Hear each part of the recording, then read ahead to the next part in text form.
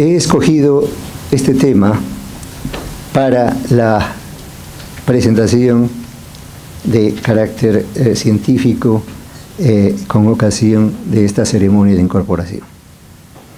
En mi presentación vamos a examinar conceptos rápidamente, tales como globalización, pero nos vamos a concentrar en migraciones, como en el fenómeno migratorio a nivel mundial, en diversos continentes, África, Asia, el Medio Oriente, para luego entrar al campo, al territorio latinoamericano y específicamente en algunos de nuestros países. Examinaré también problemas de salud y salud mental en las poblaciones migrantes, especialmente las de origen hispánico, y los servicios de salud mental que se les provee.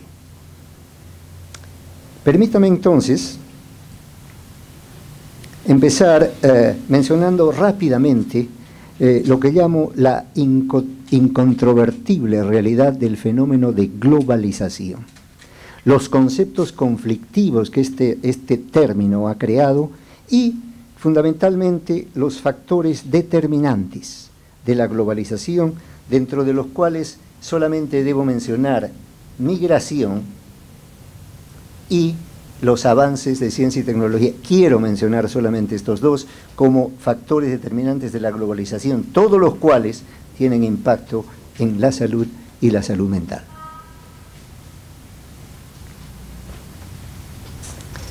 Entremos entonces al tema fundamental. En primer lugar, algunas cifras. Del 3 al 5% de la población mundial entran dentro del concepto que llamamos migración. Son poblaciones migratorias. A nivel global, los migrantes en el año 1990 eran alrededor de 155 millones. En el 2005, 191 y en el 2015, 206 millones de inmigrantes. Europa tiene el 33% de esta población, Asia el 28%, Norteamérica el 23%. Casi 10% de los migrantes son refugiados. Y Estados Unidos es el país que cuenta con el mayor número de migrantes. El último es Italia, aun cuando en los últimos años Italia está siendo prácticamente el punto de llegada de una gran cantidad de migrantes, particularmente del Medio Oriente y de otras zonas, y países intermedios en cuanto a población migrante: Canadá, Australia, los países escandinavos y Europa occidental. Algunas consideraciones generales en relación al tema de migraciones. Debemos distinguir entre fenómenos migratorios internos y externos. Se explican por sí mismos. Hay distinciones también entre los conceptos de refugiados, desplazados y migrantes propiamente tales. Refugiados por razones políticas, desplazados por obvias razones de desorganización social, de conflictos internos o internacionales, o incluso desastres naturales que motivan este desplazamiento, y por cierto, los migrantes propiamente tales. En el año 2014, más de 59 millones de personas desplazadas a la fuerza en todo el mundo existían. En el año 2016, es decir, 2 años después, esto subió a 65 millones y medio. Y de más de 20 millones de refugiados, especialmente en la zona de Europa Oriental, o en el límite entre Europa Oriental y Occidental, 14 millones están bajo protección de las Naciones Unidas. Los países en desarrollo tienen, sin embargo, 86% de los refugiados, 16% más que hace 10 años. No cabe duda que las desigualdades socioeconómicas juegan un papel importante en el fenómeno migratorio. La intensificación de conflictos políticos y guerras religiosas, como prácticamente lo vemos todos los días. La inestabilidad sociocultural y emocional en individuos y grupos migrantes es evidente. Y como veremos en el transcurso de la presentación, las razones para ello son casi diríamos obvias, pero no por obvias dejan de ser dolorosas. Hay también este tipo de inestabilidad sociocultural y emocional en las zonas de albergue o refugio y en los países anfitriones. La recepción de los países anfitriones hacia los inmigrantes es un proceso, llamémosle de una vez, patogénico en muchos casos, pero también estamos hablando de migraciones internas, como veremos más adelante. Todo esto genera una amenaza creciente a la salud y a la salud mental, por supuesto, a nivel mundial, con una presión consiguiente sobre todos los servicios o los sistemas que proveen servicios a las poblaciones. Este mapa ofrece, espero que sea posible reconocer, una especie de panorama global de los principales flujos migratorios a fines del siglo XX y principios del siglo XXI. Vean ustedes los países que reciben migrantes en rojo: Europa Occidental, Norteamérica, Australia, Nueva Zelanda, y parte de Sudáfrica y Argentina en Latinoamérica.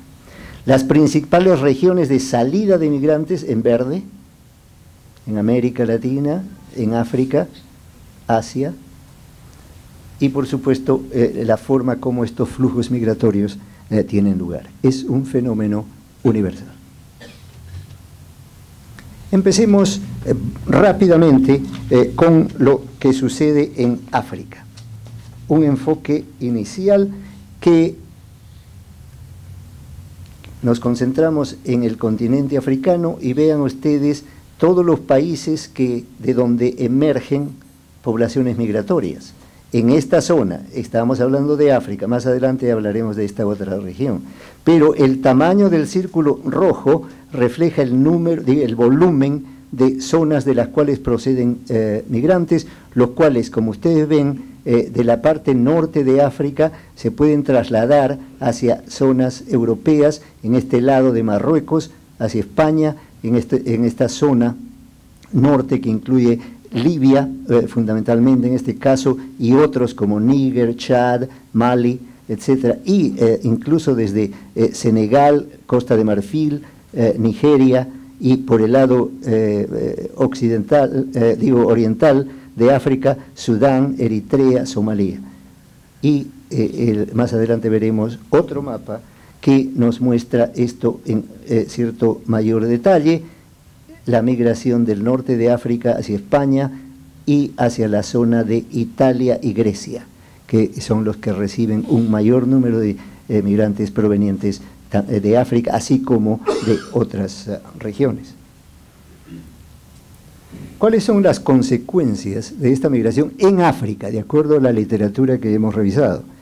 Hay una marcada hostilidad hacia refugiados africanos. Ahora, esto de hecho, puedo decirlo, no nos sorprende, porque es un fenómeno mundial.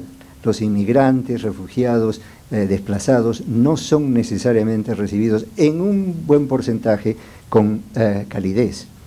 Hay una reducción de espacios y lugares de asilo y recepción.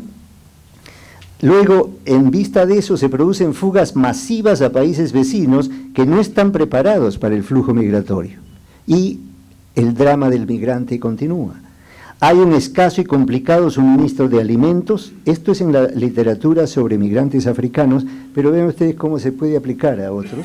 Problemas de salud física que incluyen malnutrición, infecciones, mini epidemias, problemas de salud mental, agresividad, aislamiento social, problemas de conducta y psicopatologías declaradas que veremos en más detalle adelante. Hablemos rápidamente de Asia y la región del Pacífico. Llama la atención cómo desde esta zona se utiliza prácticamente un largo camino que va por la parte sur del territorio de Rusia para ir fundamentalmente a países escandinavos. Y en menor medida, vean ustedes aquí, también hacia otras zonas, incluida Turquía y zonas de Europa Occidental. O sea, las rutas son múltiples y los países asiáticos de los cuales hay migrantes son países de esta zona que incluye Camboya, Tailandia y muchos otros.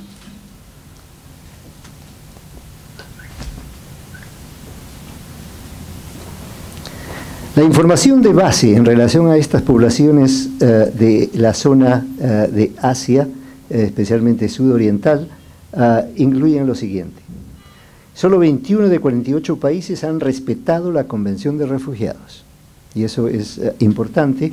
Vean ustedes el número total de refugiados, desplazados internos y los llamados apátridas, que en total suman casi 8 millones. 65% de los refugiados viven en campamentos apartados de zonas urbanas, sin protección, expuestos a todo tipo de estresores, prácticamente cautivos, sin documentos y en riesgo de detención o deportación.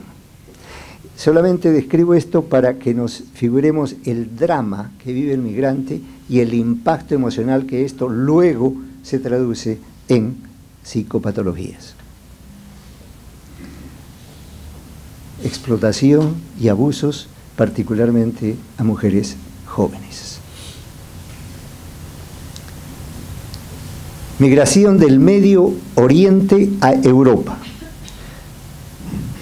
Y esta es una escena real.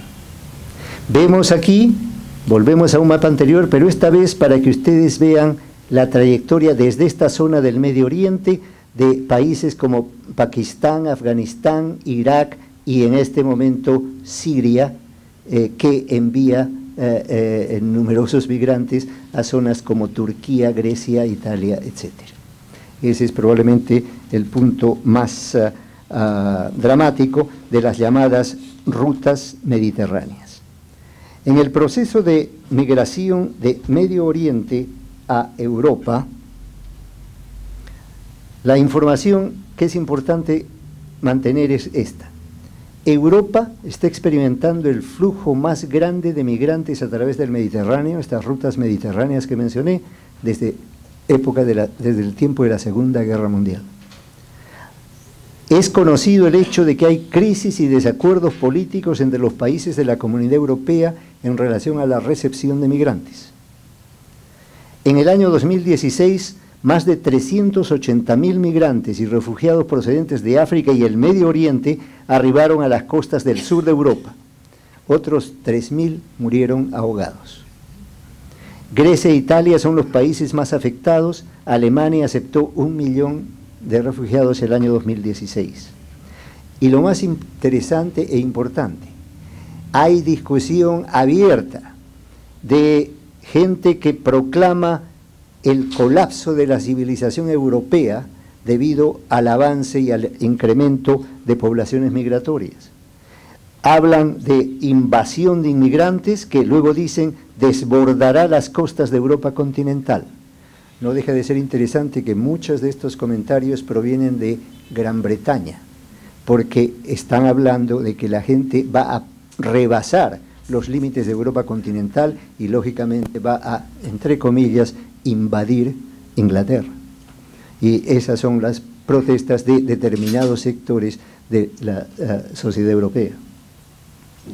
Las consecuencias no pueden dejar de señalarse. Más de 38 millones de desplazados en todo el continente europeo. La presencia de los apátridas o stateless, como el caso de 300.000 kurdos en Siria, 93.000 biduns en Kuwait. Irak experimentando creciente intranquilidad ciudadana, conflicto con ISIS y la deficiente acción de sus líderes. Problemas internos en Irán y problemas de Turquía con la Comunidad Europea. La Comunidad Europea oponiendo cierta resistencia a la recepción de inmigrantes y Turquía siendo el puerto de entrada para muchos de ellos provenientes del Medio Oriente. Niños y adolescentes en busca de asilo viajan solos desde varios países del Medio Oriente y de otros más distantes, tales como Afganistán. ¿Y la salud mental? Obviamente, la sobrepoblación de campos de refugiados da lugar a violencia, violaciones, enfermedades y muerte. Vamos entrando al territorio que más nos afecta, el caso de migraciones hispánicas a América del Norte. Más adelante hablaré de lo que llamo migraciones semi-internas entre América Central y México, y luego las situaciones del fenómeno migratorio en países latinoamericanos, incluido, por cierto, el Perú. Las cifras y conceptos generales nos dicen lo siguiente: inmigrantes hispánicos en Estados Unidos provienen de prácticamente todos los países de Latinoamérica, 21 países que vamos a listar enseguida. Las razones de la inmigración varían: factores económicos, factores políticos y sociales, desastres naturales, razones familiares y razones profesionales. No explico esto porque prácticamente sabemos a qué me estoy refiriendo. Y las rutas de inmigración varían.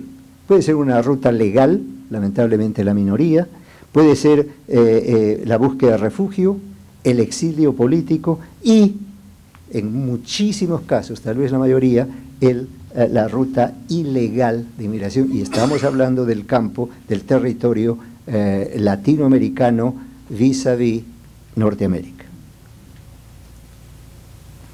Vean ustedes aquí la zona de América Central. Países como Guatemala, Honduras, Nicaragua y El Salvador son los que más inmigrantes o refugiados o desplazados tienen rumbo a Norteamérica, y aquí tienen las ciudades fronterizas, el paso por el lado de Estados Unidos, la ciudad Juárez y la famosa Tijuana. Vean ustedes que acá incluso ya se ven países latinoamericanos que contribuyen, sea por ruta terrestre, marina o aérea, pero fundamentalmente es la terrestre, atravesando México.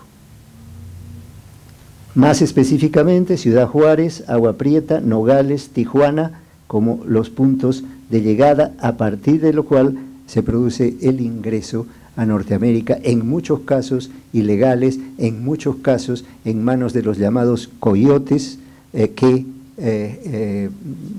dicen conducir a los inmigrantes ilegales a través de la frontera. Muchos de ustedes han oído hablar de la bestia. La bestia, también llamado el tren del diablo o el dragón, son los trenes en los cuales los desplazados, refugiados, inmigrantes de América Central y de México se embarcan. Vean la forma dramática como en cuanto a la manera de llevar a criaturas, la gran cantidad de gente que se trepa a los trenes para avanzar hacia Norteamérica. Ruta dramática que entraña riesgos, obviamente, peligros, abandono, violencia, malnutrición, enfermedad y muerte. Aquí la bestia va por zonas urbanas o se interna en zonas rurales o boscosas, siempre con su enorme cargamento humano. Situaciones dramáticas que nos hablan no solo el peligro físico, sino el sufrimiento emocional que una situación como esta genera. Y aquí vean ustedes dónde se ubican los inmigrantes hispánicos que llegan a Estados Unidos. Las zonas más oscuras son las que tienen mayor densidad poblacional hispánica, especialmente en estados como California, Texas, para inmigrantes mexicanos o de Centroamérica, en Florida, la parte del sur, básicamente con inmigrantes de otros países, especialmente Cuba, y zonas del Caribe. La población hispánica en Estados Unidos, vean ustedes una idea del porcentaje. Obviamente la población mexicana es la más numerosa, ¿no?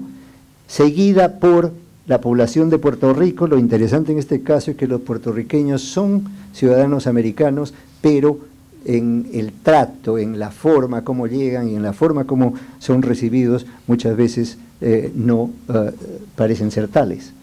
El Salvador es el país centroamericano, a pesar de su tamaño pequeño, que ocupa el tercer lugar en cuanto al porcentaje de población hispánica, porcentaje, ¿no? y número.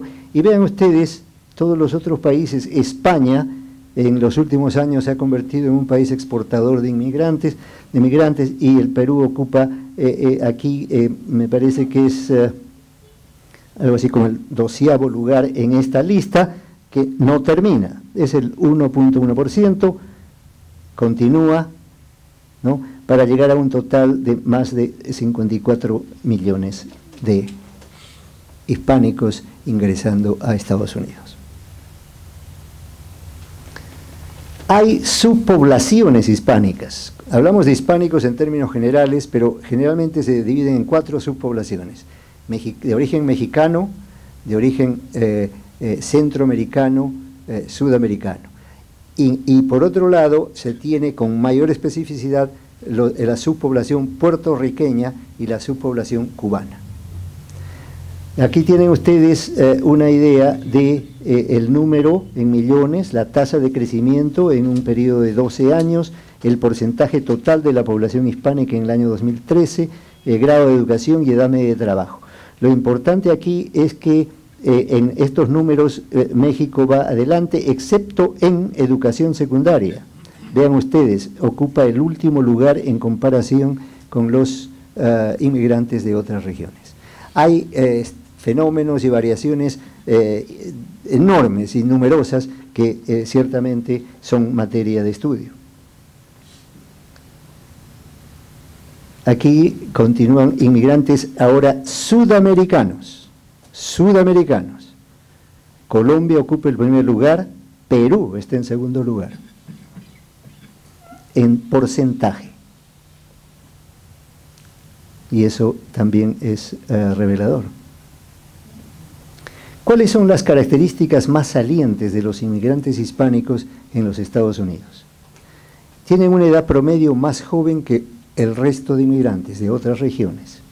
Hay niveles bajos de educación general, más aún en educación superior, lo vimos en su momento. Es el grupo familiar más numeroso y tienen a más mujeres como jefes de familia.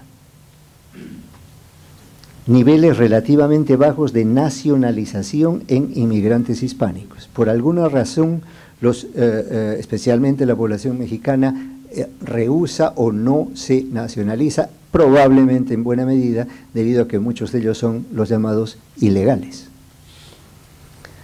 El 70% trabajan de los inmigrantes hispánicos en los Estados Unidos, pero constituyen menos del 12% de la fuerza de trabajo. Las mujeres hispánicas tienen menos posibilidades de trabajo comparadas con las caucásicas.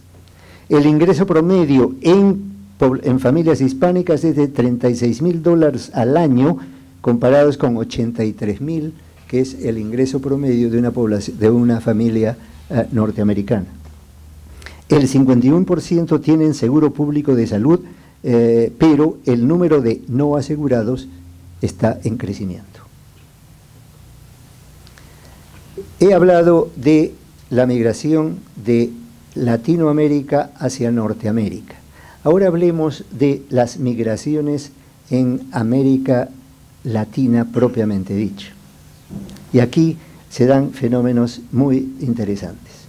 La primera, ya la mencioné, es la de gente de países centroamericanos que inicialmente tienen la idea de ir a Estados Unidos, pero en un buen número de casos, debido a las dificultades en ingresar a Estados Unidos, más aún en la presente época, muchos de ellos optan por salir de sus países de todas maneras, pero quedarse en México.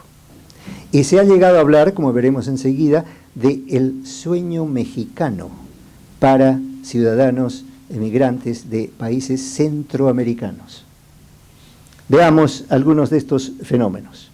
Hablé de los países, de los puntos de origen de estas que llamo migraciones semi-internas, el uso de la bestia como principal medio de transporte, la presencia de casas de apoyo en ciudades mexicanas a lo largo del recorrido.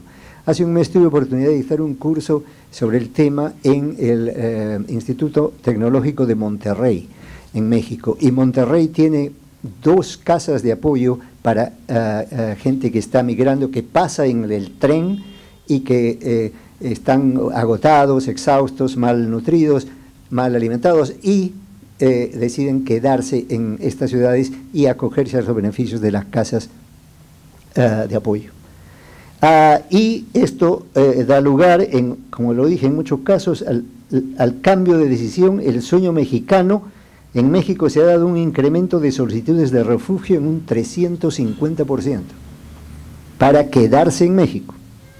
Y también hay el rechazo local a estos inmigrantes, a los cuales los llaman indigentes. Y este es un periódico, La Nación, que de la oportunidad en que estuve allá, que publica y da visibilidad a este fenómeno. Ellos, todos son de Norteamérica, lo llaman los niños migrantes de la Guerra del Sur, así lo llaman en México, y todos ellos y sus familias luchan por vivir en México. Y aquí está la actitud de los que viven en las colonias, allá se llaman colonias, distritos o provincias, y los colonos desdeñan a los migrantes indigentes, y se da el otro fenómeno de migrantes abandonados en Veracruz. Es decir, la situación de los migrantes centroamericanos a México es tanto o más dramática que la situación de los migrantes mexicanos y otros a Norteamérica. En Colombia, les presento este diagrama solamente para que ustedes vean el nivel de desplazados internos en el mundo. Las Américas ocupan el 3er lugar en número de desplazados, luego de Oriente Medio y Norte de África y África Central. El 3er lugar. Y dentro de estos, como vimos en una de las tablas anteriores, inmigrantes colombianos son los más numerosos. Y aquí vean ustedes toda la diversidad de origen dentro de Colombia de gente que ha abandonado el país o planea abandonarlo. Hay una guerra civil, o ha habido una guerra civil en Colombia, como lo sabemos, de más de 40 años, protagonizada por 2 grupos guerrilleros, las FARC y el Ejército de Liberación Nacional, y además el ejército colombiano y además los grupos paramilitares que han abundado. Todo eso ha dado lugar a un drama no solamente de muerte y sacrificio, sino de salud mental y de desplazamiento masivo. Por ejemplo, más de 6 millones de colombianos han sido desplazados por cerca de 20 años y casi el 6% de ellos migró a la capital. 3 de cada 10 desplazados viven en pobreza extrema, ahondando el conflicto del sufrimiento, tal como lo llaman. Cerca de 1 millón han sido amenazados, secuestrados, violados o torturados, o han sido testigos del asesinato de seres queridos. Esto, les recuerdo lo que hemos leído respecto a África, respecto a Asia, respecto al Medio Oriente. La semejanza de la experiencia del migrante es enorme. Por cierto que hay diferencias de tipo cultural y en última instancia diferencias de tipo psicológico, psicopatológico, pero el drama tiene muchos elementos en común. El sufrimiento, aún sin cuadro clínico definido, opera pues como un factor predisponente poderoso. Y los diagnósticos individuales, familiares y sociales son enormes, numerosos, con medidas y acciones de apoyo que tienen una efectividad variada. No hay en nuestros países planes definidos de ayuda a migrantes, incluidos, por cierto, migrantes internos, como ha sucedido en Colombia y en el Perú. Antes de hablar del Perú, 2 palabras respecto a la situación en Venezuela. No necesito elaborarla, me limito a la presentación de un diario local. Tal vez ustedes han leído en que el registro de migrantes venezolanos al Perú se ha incrementado dramáticamente en los últimos meses y la gente viene porque señalan que en su propio país no hay futuro.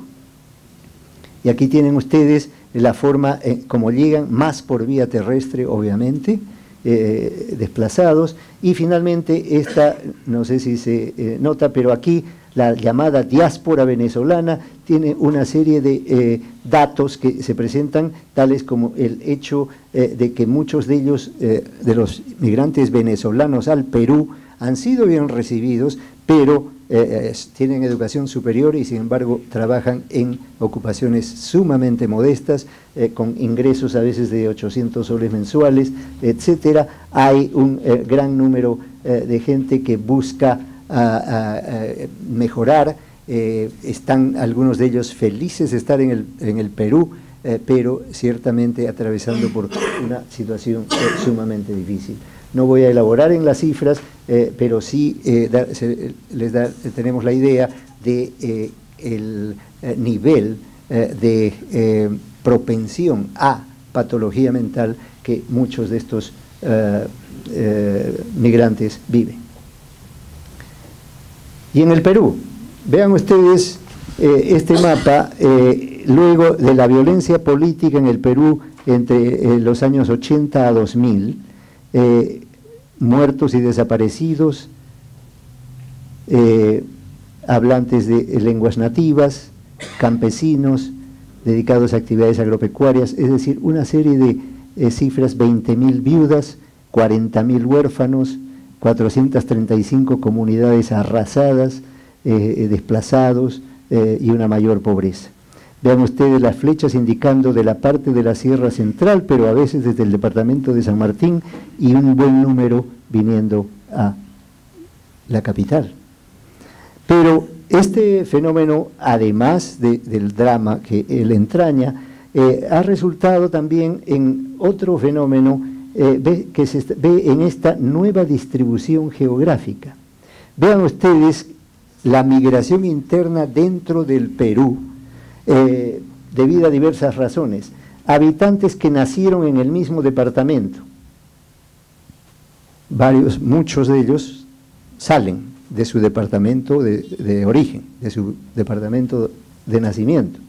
Aquí vean ustedes el número de gente que ha venido de otros lugares hacia Lima. El 39% de los habitantes de Lima procede de diversas regiones. Entonces, es un fenómeno que estoy seguro que estamos alertas a él, pero los números son realmente impresionantes. Lima es el centro de muchas llegadas, pero el resto del Perú también tiene gente que ha venido de otros lugares. Para citar el caso de Arequipa, por ejemplo, el 16% de los habitantes de Arequipa proceden de Puno. Y así se dan casos de habitantes de Tacna que proceden de Piura, o habitantes de Pucallpa que vienen de Loreto, de Chiclayo que proceden de Cajamarca. Es decir, hay un intercambio poblacional extraordinario. Y todo esto entraña no solo la decisión de salir, no solo el por qué uno sale, las razones para salir, sino también lo que sucede en la ciudad o el departamento o la región receptora, donde no hay necesariamente que asumir que la acogida va a ser cálida. Repito, un fenómeno crónico exacerbado en la década de los 90, migración de familias fragmentadas a zonas urbano-marginales de la costa. Inferencias clínicas originadas de estudios epidemiológicos recientes. Por ejemplo, el trastorno por estrés postraumático y cuadros ansioso-depresivos en los conos norte y sur de Lima. Esto es muy importante para los efectos del impacto clínico del fenómeno migratorio en nuestro país. complicaciones conductuales, cognitivas y de personalidad en subgrupos poblacionales frágiles, necesidad de investigaciones focalizadas. Prevalencia anual de trastornos mentales en diferentes grupos etarios. Vean aquí, CIE es Clasificación Internacional de Enfermedades, DSM es el Manual Diagnóstico y Estadístico de la Asociación Psiquiátrica Americana. Hay diferencias de cifras que es interesante puntualizar, pero lo más importante es que en trastornos hay trastornos afectivos, trastornos ansiosos y trastornos por estrés postraumático en diferentes grupos etarios en el Perú, sobre la base de estudios hechos, estudios epidemiológicos hechos en el Instituto Nacional de Salud Mental Honorio Delgado y Deo Noguchi.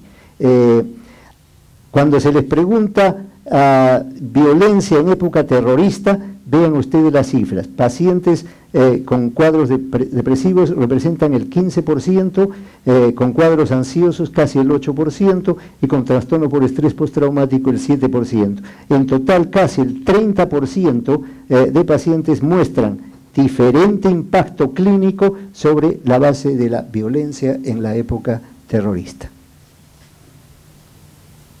Y en los conos norte, sur, este, centro y Callao, también parte del estudio hecho en el Instituto Nacional de Salud Mental. Lo importante aquí es ver algunas cifras que entrañan una vez más la presencia de gran cantidad de ansiedad.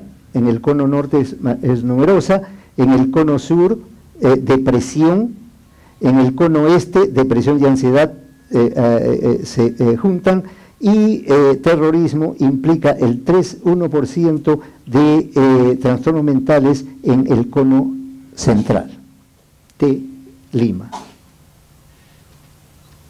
Las rutas psicopatológicas, repito, entrañan trastornos depresivos, ansiosos, adicciones entre los migrantes, trastornos de conducta, este es el llamado trastorno oposicional desafiante, y cuadros somatomorfos. El trastorno de estrés postraumático se debe no solamente al proceso de migración, sino al proceso de aculturación, es decir, la adaptación a la nueva realidad. Y esto añade estresores y por supuesto hay medidas o intentos de control diferente y mecanismos compensatorios en niños, adolescentes y adultos. Y estos estudios deben hacerse para precisar las rutas psicopatológicas en nuestro país. Debo decir que lamentablemente no hay muchos estudios en poblaciones migrantes específicamente identificadas como tales, ¿no?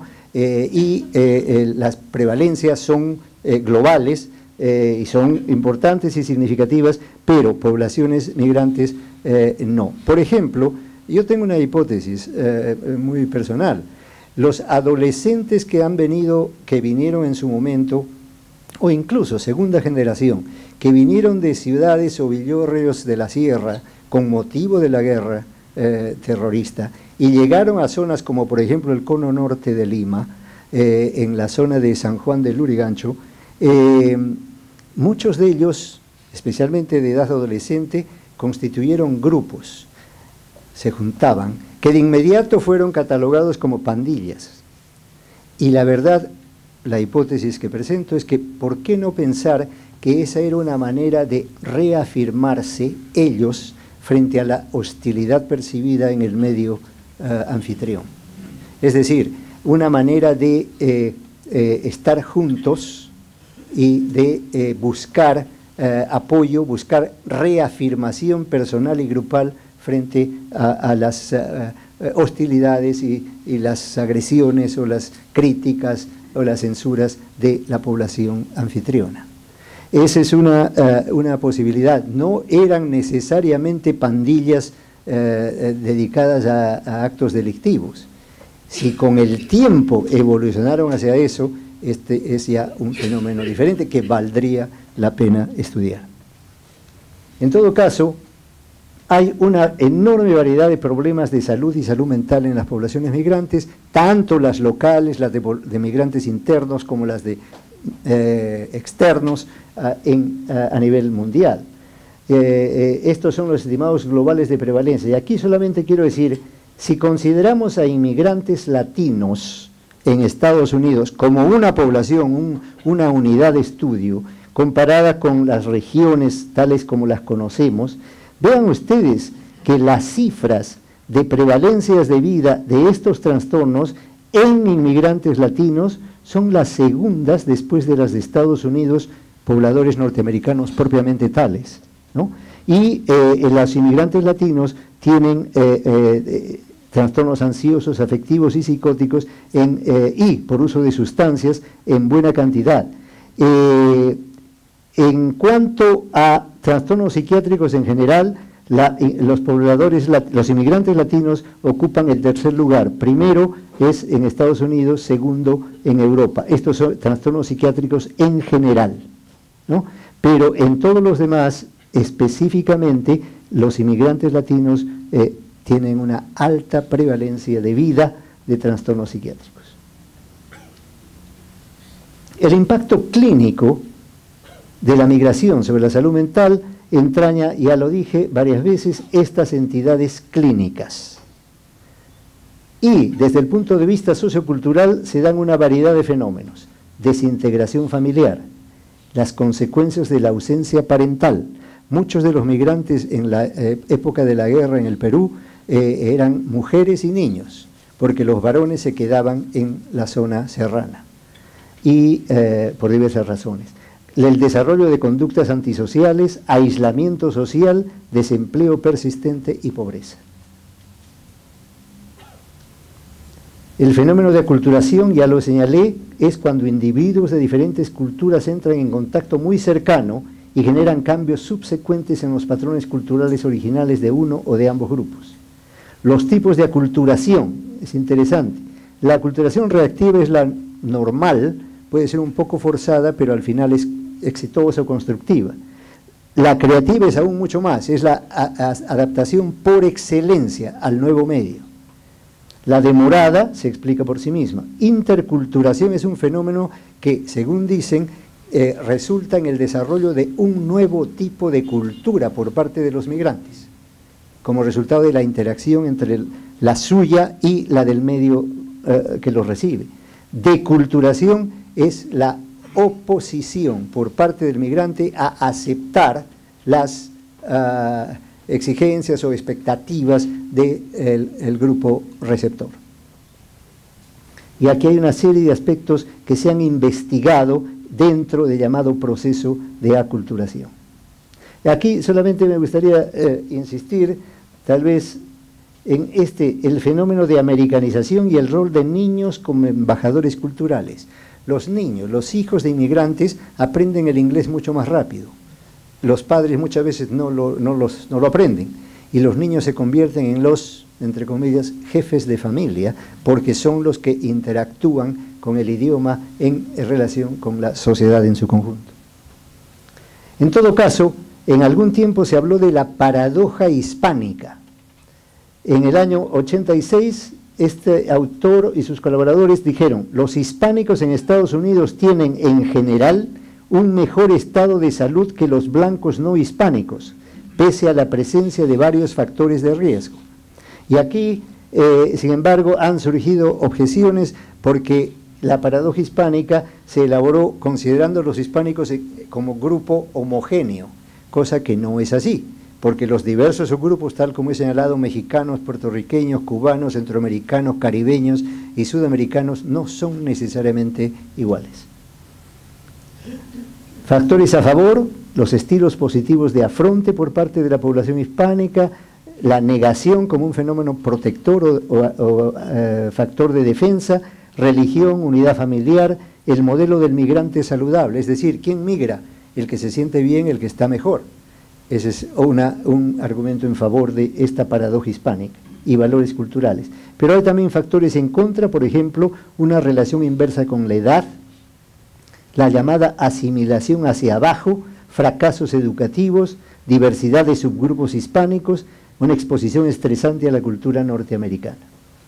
¿Cuáles son los principales problemas de salud en la población hispánica de los Estados Unidos? Carencia de seguros, casi el 30%, causas más importantes de muerte, cáncer, accidente cerebrovascular, enfermedad respiratoria, cardiovascular, diabetes, Alzheimer, lesiones no intencionales, cirrosis y nefritis y neumonía. Causas más importantes de disparidades en problemas de salud, allí las tiene.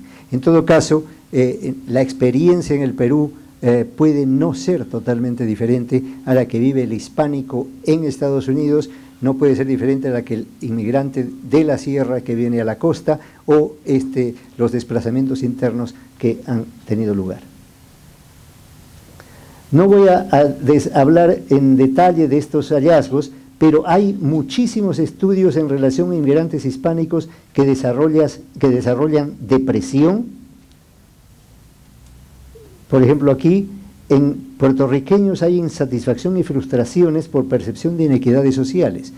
Como lo dije antes, se consideran ciudadanos norteamericanos y sin embargo no son tratados como tales en muchos casos. El aumento de conducta suicida en los primeros 3 a 6 años dentro de su llegada al país. Intento suicida en mujeres jóvenes es mayor en hispánicas en comparación con caucásicas y africanoamericanas. Factores asociados, etc. En cuanto a trastornos ansiosos, hay una prevalencia más alta en puertorriqueños, hay migración más alta por conflictos políticos, ya lo mencioné, prevalencia de trastorno por estrés postraumático a veces es más baja que la esperada, pero si se suma trastorno por estrés postraumático, ansiedad y depresión, repito, la cifra ha llegado a 1/3 de los migrantes. Trastorno por uso de alcohol y drogas es otra consecuencia clínica de la migración. Esta propensión aumenta y se da en varias subpoblaciones hispánicas y mayor prevalencia en inmigrantes mexicanos sin conexiones familiares en Estados Unidos y por supuesto múltiples complicaciones médicas. Y finalmente, trastornos psicóticos, mayor frecuencia de síntomas psicóticos, los llamados síntomas psicóticos putativos, control, inserción y publicación de pensamientos en inmigrantes hispánicos. Prevalencia de vida, 12% en inmigrantes, pero 26.9% en mexicanoamericanos. Síntomas psicóticos más frecuentes en mujeres. Los servicios de salud mental casi ausentes en comunidades con alta proporción de latinos. Relación directa con variables socioeconómicas, alcoholismo, abuso de drogas, 19% de latinos con trastornos psicóticos, solo 19% reciben atención. Aquí los puertorriqueños tienen una más alta posibilidad de atención, relación inversa entre nivel educativo y uso de servicios. El acceso y utilización de servicios de salud mental también tiene cifras espeluznantes en el sentido de que hay un uso limitado, no hay acceso. Hay algunos que no utilizan los servicios por diversas razones, no uso del inglés, viven en zonas rurales y factores culturales. En las familias hispánicas hay un buen apoyo familiar. La búsqueda de tratamiento, sin embargo, es mayor en hombres y mujeres con síntomas psicóticos. La adherencia a tratamientos es más baja para medicaciones que en comparación con los pacientes caucásicos. Es más baja en pacientes deprimidos, mejor en adultos mayores. Y hay resultados favorables de la llamada farmacoterapia motivacional. Esto es una forma de administrar la medicación motivando al paciente con los beneficios de este tratamiento. Procedimientos psicoterapéuticos pueden tener éxito si es que hay una cercanía cultural del terapeuta en relación al migrante. Los niveles de satisfacción varían. Los inmigrantes mexicanos con 5 años o menos en Estados Unidos tienen un nivel de satisfacción más bajo que otros inmigrantes o aquellos que han permanecido ya más años en el país. Si arribaron a Estados Unidos a la edad de 35 años o más, hay mayor satisfacción en estos que los que llegaron de 17 años o menos. En la edad, el proceso de maduración varía en comparación a su adaptación y satisfacción con los servicios. Razones de terminación prematura de psicoterapia, resultados no beneficiosos, restricciones ambientales, costo, distancia, percepción de mejoría, actitud negativa hacia el terapeuta. Esto es importante en cuanto a satisfacción con el tratamiento. En conclusión, y con mis disculpas por la demora, la naturaleza psicosocial y el impacto clínico de los fenómenos migratorios internos y externos en un mundo globalizado es un fenómeno que es importante reconocer y sobre todo insistir en la semejanza de procesos patogénicos y los desenlaces clínicos a que estos procesos dan lugar. Hay razones variadas y respuestas desiguales de las sociedades anfitrionas, lo cual se constituye en otro elemento patogénico importantísimo. El estrés es un factor desencadenante de psicopatología, no es ninguna novedad, pero el estrés del proceso migratorio, de la trayectoria, del viaje, en el caso de los migrantes externos a Estados Unidos, o en el caso de migrantes internos dentro de Colombia, Venezuela o Perú, los ejemplos que he proporcionado, hacen del estrés un factor fundamental. El proceso de aculturación y sus componentes neurobiológicos y socioculturales son factor fundamental en las reacciones clínicas que se pueden diagnosticar en estas poblaciones. Las condiciones de vida de migrantes, refugiados y desplazados son, en general, de pobreza, violencia y desorganización extremas, con acciones nacionales e internacionales de limitados alcances. Un hecho que se debe insistir especialmente en países como el nuestro. Variedad de diagnósticos psiquiátricos y de carga sociocultural en severa sintomatología mental individual y colectiva, depresión, ansiedad, trastorno por estrés postraumático y abuso de alcohol y drogas. Son las 4 consecuencias mayores desde el punto de vista clínico.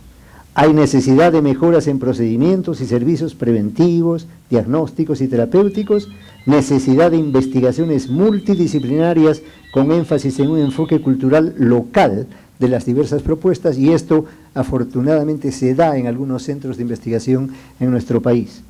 Y la necesidad de colaboración internacional para el manejo integral, humanístico y científico de un fenómeno global. Muchísimas gracias.